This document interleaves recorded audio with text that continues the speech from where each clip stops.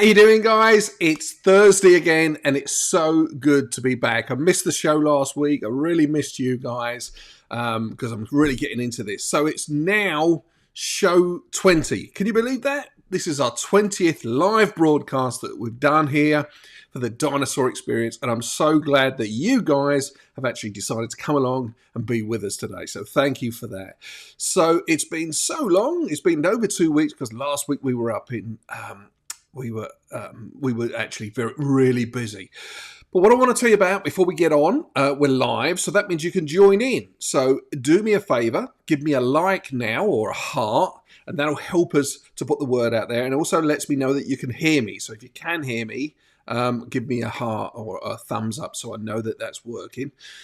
We should be going to our Facebook page, our Facebook group, my own Facebook page. We should be going to YouTube and LinkedIn as well. We did try Instagram, but unfortunately Instagram doesn't work with this software. So we can't do Instagram. We can't do what's the other one? TikTok, but we can do all the others. So hopefully it's going live. You should be able to see us. So give us a thumbs up if you can see us there, and I'll have a flick around the web in a little while and make sure that everybody can hear me. The other thing I wanted to say, if you want to shout out today, then make sure you put a comment in the wherever you're watching us, and I'll be able to see those. I'll bring them up on the screen, and I'll be able to say hello to you later on at the end of the show, like we always do. All right, so let's have a little look. Let's look at what we've got for you today. And I'm telling you, it's a really, really busy show today. So we're going to start with the riddle of the day, like we always do, something to get us thinking. We're going to look at some birthday shout-outs from the weekend, some of the guys that we went to their birthdays for. Then we're going to have a look at the Pteranodon. Okay, not a dinosaur this week. Big shock. So the Dinosaur Experience for Kids is looking at a Pteranodon, so not a dinosaur. But we'll talk about that later. Then we've got dancing dinos. What can that be? Well, let's find out. Then we're going to talk about some public appearances we've got coming up if you wanted to come and see us. We're going to have a look at the web, around the web, so you can find out where you can get in touch with us. And then we'll do the shout outs at the end. So don't forget, if you want a shout out, then make sure you put your details in there. And I can see there's already some coming in. And I'm really, really pleased with that. Somebody in Australia. So we'll bring that up at the end. Hello there. I'm not sure what time it is in Australia, but I'm very, very pleased that you've joined us. Thank you so much. All right, so let's have a look at the riddle. Let's see if anybody can understand this one. What has a neck but no head, 2 arms but no hands? All right, have a think about that. If you think you know the answer, you can always write it in the comments there, and we'll come and check and see if anybody's got the answer towards the end. So let me read it for you again. What has a neck but no head, 2 arms but no hands? What do you think? Have a think, guys, and we'll come back to that at the end. All right, so birthdays now. We're going to look at some birthdays from the weekend. We had a fantastic weekend. The first one we're going to talk about is Landry. We came to see you, Landry. He was 3 years old, and his birthday party was in Walker. And we had a fantastic time meeting you and all your friends, and it really was special. We had so much fun, and we could see that you guys are real dinosaur fans. Then we came to see Hamil in New Orleans. Hamil was celebrating his 3rd birthday, and we had an amazing time there. And him and his dad, and I think his uncle, all wore the pink dinosaur shirts. So it looked so cool, and we had an amazing birthday with you there, Hamil. Thank you so much for inviting us along. Then another birthday party in New Orleans. We came to meet Gaddafi. Now, Gaddafi was celebrating his 4th birthday. And we came along there and we met Gaddafi and his friends and his relatives. We had a really fantastic time. And Gaddafi's a real big dino fan. He loved Rexy and he loved Nash. And our dinosaurs loved him too. All right, then on Sunday we went to Prairieville to see Bennett. Now, Bennett was celebrating his 7th birthday. With all his friends, you can see there's a group of them there. We had a fantastic birthday with you, Bennett. So happy to have come along. And thank you so much for inviting us. And then the final birthday party of the weekend, we came to see Breeze. Breeze was celebrating his 7th birthday with some friends and family. And again, we had an amazing time. And it was so good to see you guys. So thank you so much for inviting us. There's some of the dinosaur birthdays, the birthdays from this weekend. And we had an amazing time. And it was so good to see you guys. All right, so we're going to look at the dinosaur of the day. But as I said before, it's not actually a dinosaur. We're going to look at Pteranodon. But before we get into Pteranodon, I want to talk a little bit about some confusion that happens a lot. So people often see Pteranodons, and a lot of movies and books and people will tell you they're pterodactyls. Okay, now that's a little bit of a grey area. So let me explain what pterodactyls are and why we prefer to call them pterosaurs. Pterosaurs is a more technical name. All right, so let me show you. So what it is here, the actual pterosaurs are actually split into two groups. So we've got the I can't even say it now, Rhamphorhynchids and the pterodactyloids. Rhamphorhynchids and the pterodactyloids. So pterodactyl or Pterodactylus is actually one of the animals that is in the pterodactyloid name. Rhamphorhynchids. I'll get it in a minute. I had it earlier. I can't even remember the name. Anyway, so pterodactyl is what sometimes people call them. That's not technically correct. It's a name of the group of pterosaurs. All of them together are called pterosaurs. So let's have a little look here. So the difference between them. So the Rhamphorhynchids, they tend to be the smaller pterosaurs, and they have tails. And can you see that one there's got a tail? And that would help it when it flew around, and it help it to change direction. They also generally had teeth. So they were the smaller versions of smaller pterosaurs. The pterodactyloids, they were the bigger versions in general. Okay, so the pterodactyloids, in general, they didn't have teeth, they didn't have tails, although there are a few that actually did. So that's the way that they're split between the two. So when people say pterodactyl, it's not wrong, but it is a group of pterosaurs. The more technical name, if you're talking about the flying animals, would be pterosaurs. So pterosaurs, they actually lived for a really long time. They lived throughout the whole of the Triassic, the whole of the Jurassic, and the whole of the Cretaceous period. So similar to dinosaurs, they lived at exactly the same length of time, and they went extinct at the same time that the dinosaurs did. And that's why a lot of books will have them in there. You know, they say, this is your favourite dinosaurs book, or Dinosaurs of the Ages, and they'd always put the pterosaurs in there. That's okay because they lived at the same time. But just remember, they're not actually dinosaurs. They're pterosaurs. The Pteranodon that we're looking at, he lived in the late Cretaceous period. As you can see here on the drawing, about actually it's about 70 million years ago, something like that, around the time of the T-Rex and the Triceratops, those sort of dinosaurs. That's the time that the Pteranodon was around. And the Pteranodon's probably the most famous of the pterosaurs. He's the one that's in most of the movies and that sort of thing. You see him all the time. So let's have a little look at a pteranodon. So here we've got an artist's impression of what we believe a pteranodon would look like. And you can see that he's quite large, but I want to point some things out for you. I want to point out his chest. Can you see his chest there? Well, it's got like a fur on it. It's not really fur, but it's not feathers. It's somewhere between feathers and fur. Originally, when people first discovered pteranodons and pterosaurs, they thought they were just scaly. But they've recently discovered that they actually had like a fur on them. The other thing I want to point out, the crest at the back of his head. Okay, now the male crest was actually bigger than the female's crest was. And there's been some thought about what the actual crest was used for.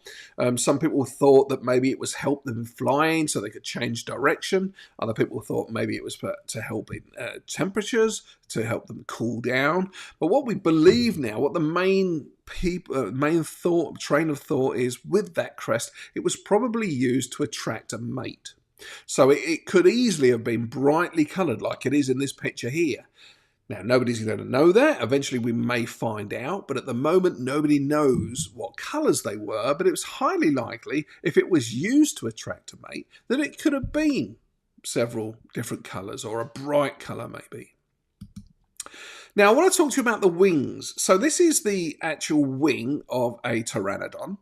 And you can see about halfway down, there's 3 fingers sticking up. Can you see those 3 fingers about halfway down? That's actually where his arm finishes. The rest of it down there that goes, will be part of the wing, that is actually a 4th finger. Okay, so he's got 3 fingers on the end of his hand there that he can grip things with. And the last one grew so long that it actually was part of his wing. Okay, so that's what it was called. Now, interestingly, if we said the word pterodactyl and changed that to English, it actually means winged finger. It's because his wing is made from his finger. Okay, so the Pteranodon has a long finger which is part of his wing. Now, the wing is actually made of skin and no feathers, okay? Now, I want you to think of an animal that is around today that has wings, that has skin. Can anybody think of anything? Well, let me show you this picture. All right, so here we've got a picture of a bat, okay? Now, have a look at this guy. This bat has got a furry chest and he's got skin for wings. Now look really closely. Can you see where his hands are? And he's actually got 3 fingers that are grown out and are a part of his wing. Now, when we said about the Pteranodon, he has 1 finger that's part of his wing. So it's really interesting that this bat is a similar sort of mock-up, similar sort of mate to the way the Pteranodon was. But instead of having 1 finger as part of its wing, it's actually got 3 fingers that have grown. And I find that absolutely fascinating. I find it really interesting the way that a bat and a Pteranodon can look similar. So people will tell you that pterosaurs were birds, and they're not. I've got to say that. They're not. They're lizards. The bat isn't a lizard, and he's certainly not a dinosaur. He's actually a mammal. But if you look at him, you can see the similarities between that and a Pteranodon, sorry. So here we have another picture of a Pteranodon, and you can see that he actually stands. When he's standing, he stands on all 4 legs. So he's got his back legs there, and then he's got his front legs. And that's how we believe Pteranodons would move around. Okay, so they wouldn't be like a bird where they just stand on their back legs and they just walk around. Pteranodon would actually scurry around like a mouse or like an animal. He would have his hands down, he would bring his wings off the ground with those long fingers, and he would walk on all 4s. Now, that comes about a question, because the question is this: how does a Pteranodon, which is quite a big animal, quite heavy, how does it actually take off? Because we know birds, when birds take off, they have really powerful legs and they shove themselves into the air using their legs. They push themselves forward. But you can see here that the actual Pteranodon, his back legs are really spindly. And we'll look at that in a second. But let me just show you this guy. All right, I want you to look and watch how this bat launches itself when it flies. Okay, so let me talk you through it. When he gets released, you'll see that his hands, his front feet, his hands are on the ground. And what he does, he pushes down like a press up. He pushes down hard and launches himself up into the air, then brings those fingers out and brings his wings out and starts flapping. If you watch him now as he lands here, pushes up with his arms and then starts flapping his wings. And that's how we believe that the pterosaurs, the Pteranodon, as we're talking about, probably launched itself. Now, he probably also used wind. You know, he would face into the wind and launch so that the wind would lift him up in the air. But this is really interesting. And do you remember when we were speaking to the paleontologist, Benjamin Berger? He was telling us that one of the things that paleontologists really should do is study animals that are alive today. Because by doing that, it gives us little clues of how the dinosaurs used to work, or in this case, how the pterosaurs used to work.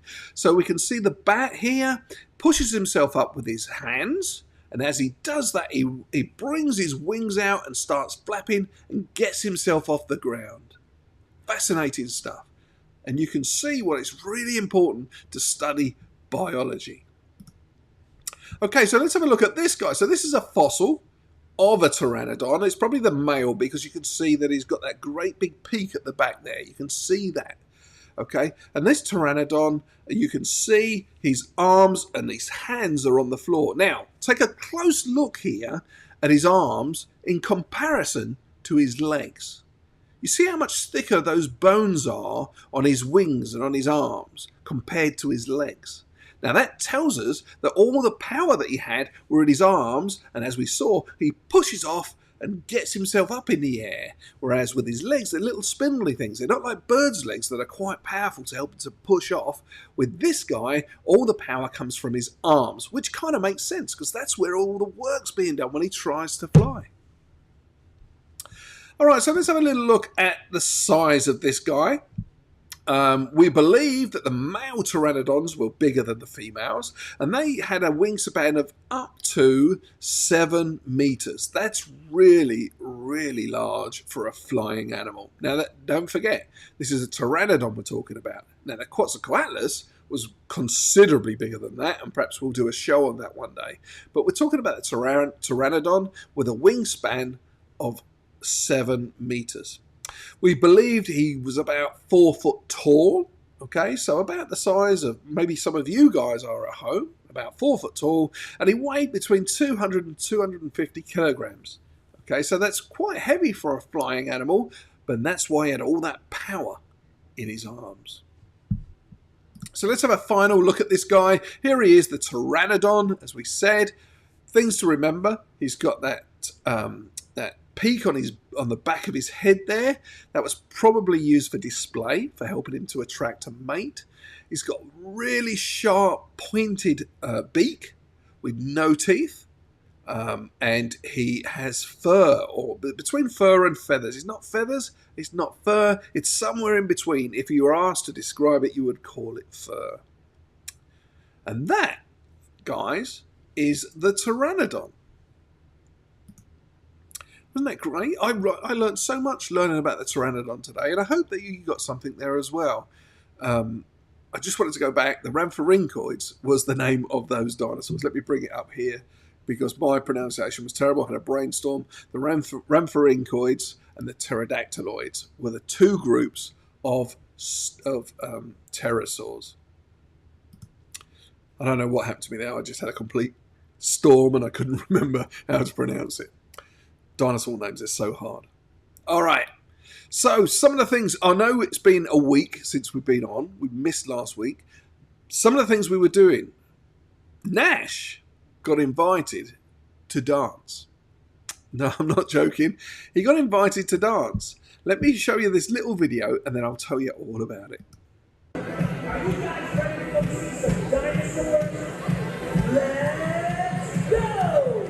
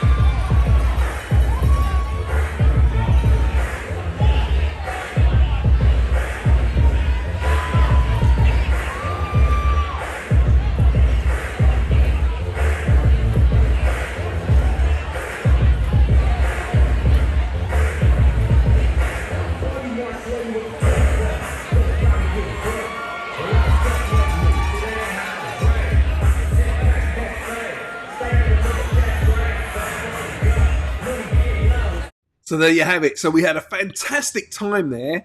We're in Eunice, okay, and that was with the Dancing with the Stars for the St Edmund's School charity event. Okay, we had a great time. We had a wonderful time. And that was, I want to say congratulations to Aubrey and her team of dancers for doing such an amazing job. You did an amazing job there. And it was the Dancing with the Stars for St Edmund's School charity event. And they needed a dinosaur for their Jurassic Park dance routine. So they got in touch and we went up there and had a fantastic time. All right. So another thing that we did, we actually went to Shreveport last week, as I was telling you. We went to the Shreveport libraries. And here's a quick video of what happened when we went there. I still can't see you, sweetheart. There you go. 1, 2, 3.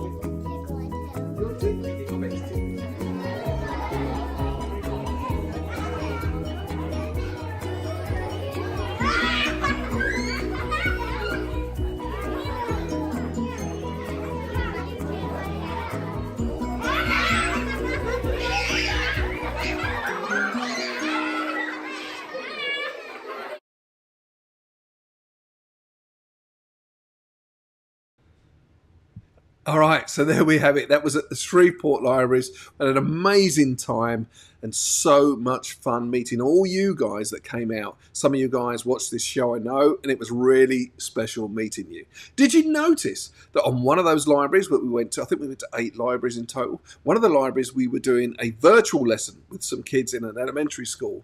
And I just wanted to show you what that kind of looked like here.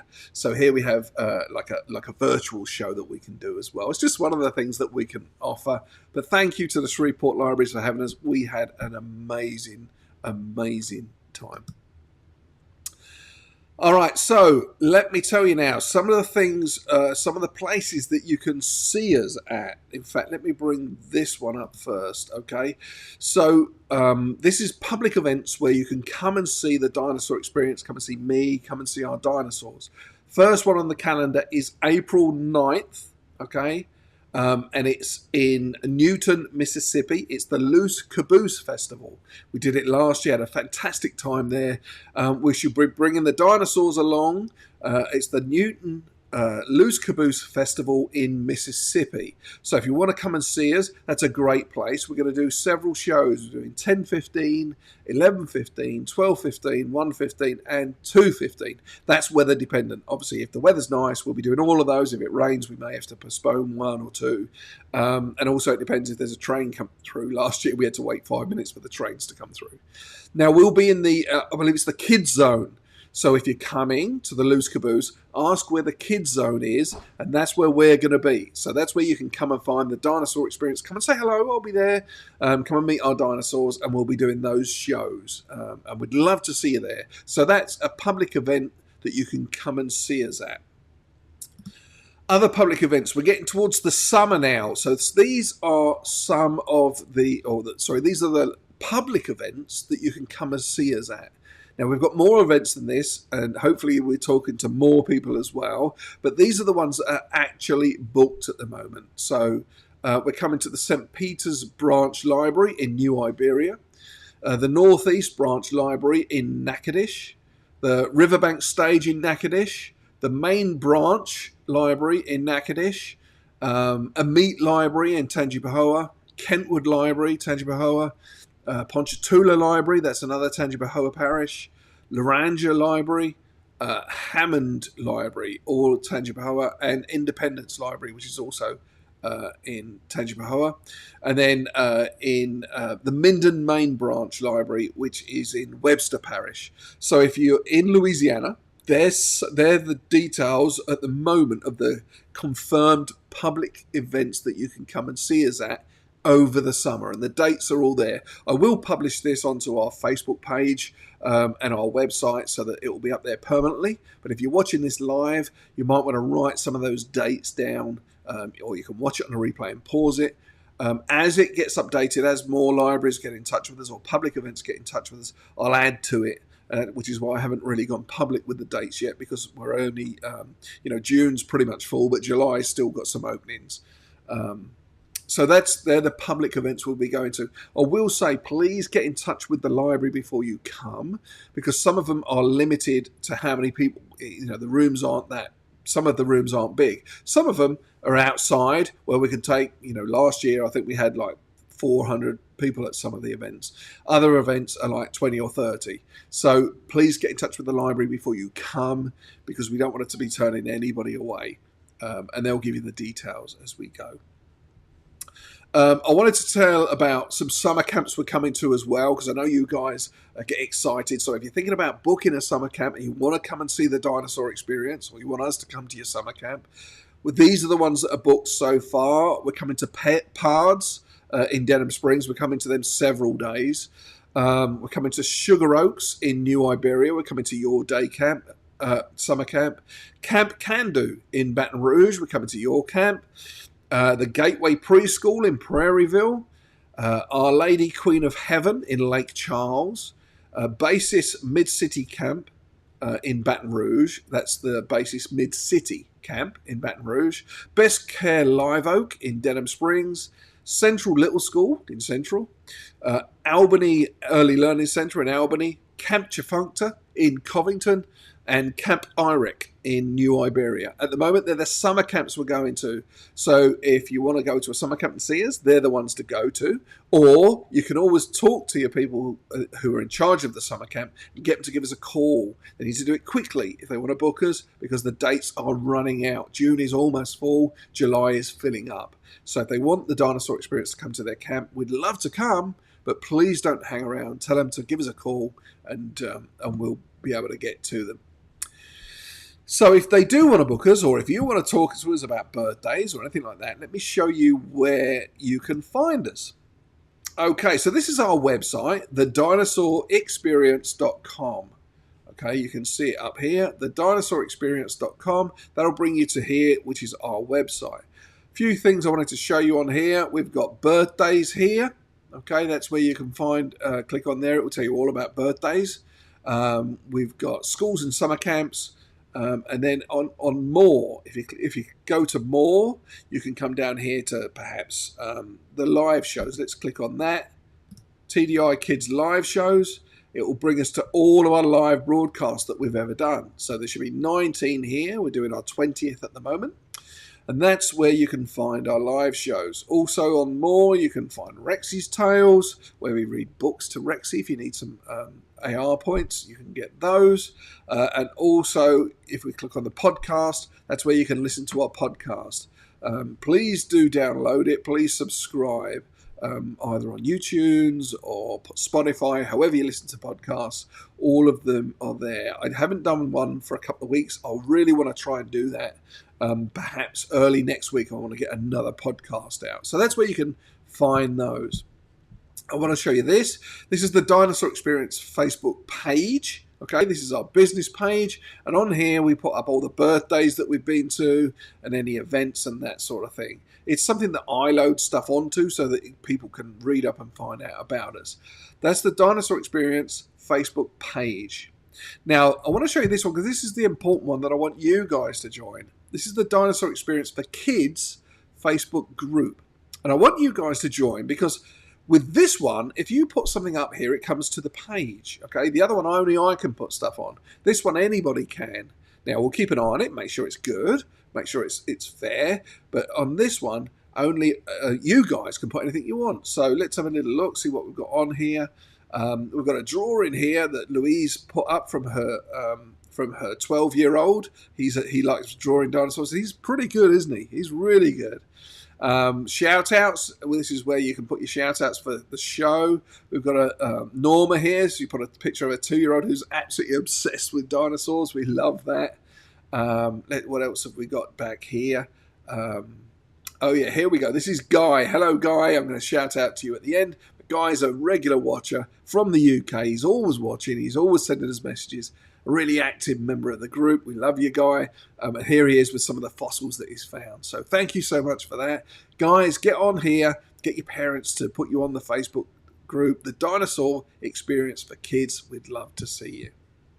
The final one I want to show you, this is our YouTube page. So you go to YouTube, type in the Dinosaur Experience, look for our logo. You can see it here. Click on that and it will bring you to our page. And this is where you can see all of our videos. So that our live shows are all here. Rex's Tales, we've got some party ideas and various other stuff there. We've also got down here, we've got shorts, which is a bit like TikTok. All the TikTok videos go there. And all of our uploads, we've got some product reviews here as well. So that's where you can find us. We've got 74 subscribers on there. That's going up. We'd like it to be a lot higher, but thank you for subscribing. And please do subscribe. Looking on here, we've got 924 on the Dinosaur Experience for Kids Facebook group. That's incredible, because the group's only about 2 or 3 months old. And on here, we have the Dinosaur Experience Facebook page. We've got, how many we got on here? I don't even know where to find it. Oh, here we go. 9,892 people have liked this page and 10,382 followers. So we're part of a big group. We really love the fact that you're with us. Thank you so much for joining us, and we really appreciate you. All right, so we're getting towards the end now, guys, but let's have a little look. So the riddle, let's see if anybody could guess it. What has a neck but no head, 2 arms but no hands? Nobody's got the answer that I can see. I can see there's several people put on here, but nobody's got the answer. Let me tell you what it is. The answer is a shirt. Okay, a shirt. It's got a neck but no head. It's got arms but no hands. All right, so the answer was a shirt.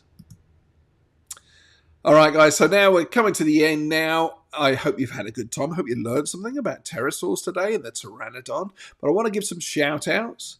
Let me bring up my list of shout-outs to do. So we've got Jeremiah. Jeremiah, how you doing, buddy? We met you in Shreveport at the West Shreveport Library. Had a really good chat with you, buddy. I know you want to be a paleontologist, and hopefully we put you on the right path, gave you some ideas, some things to look at, some where to look, some things to study, especially math and biology. And it was really good meeting you, Jeremiah, and thank you for watching. Guy from England, we mentioned him earlier. How you doing, Guy? We really enjoy your company. Thank you for being part of the group and being an active member. I just wanted to say hello over there in the UK. I'm sure you're going to watch this probably tomorrow after school. Okay, let's have a look down here. So we've got, let me add this one if I can. Byron Phillips from Australia. How you doing, Byron? Thank you for watching. I hope it's not too late or too early in Australia. I don't know what time it is, but we really appreciate the fact that you're watching us. And I've got Tara here. Tara says we're on a mission. We certainly are. We are really busy. We want to be busier. We're trying to get around as many people as we can. We're doing the birthdays, we're doing the school visits, we're doing the libraries, everything like that. Talking about school visits, tomorrow I'm coming to visit the Parkview Baptist Church. Can't wait to see you guys. Looking forward to bringing our dinosaurs. So if you're at the Parkview Baptist Church, make sure you go to school tomorrow because there's going to be dinosaurs there. All right, guys, that's everything I've got for you. I hope you had a good time. I hope you enjoyed it. I hope you learned something. I know I certainly did. I love studying for this. Hopefully we'll be back next week. Watch the Facebook page and we'll announce when we're going to be there. It should be Thursdays at 6 o'clock unless something comes up. But until next time, be good, do what you're told, work really hard and learn lots about dinosaurs. I want to see stuff on our Facebook group there, the Dinosaur Experience for Kids. Let's put some pictures up. Tell us some stories about things you've done or things you've seen. All right, guys, thank you so much for watching. And until next week, we'll see you again. Bye-bye.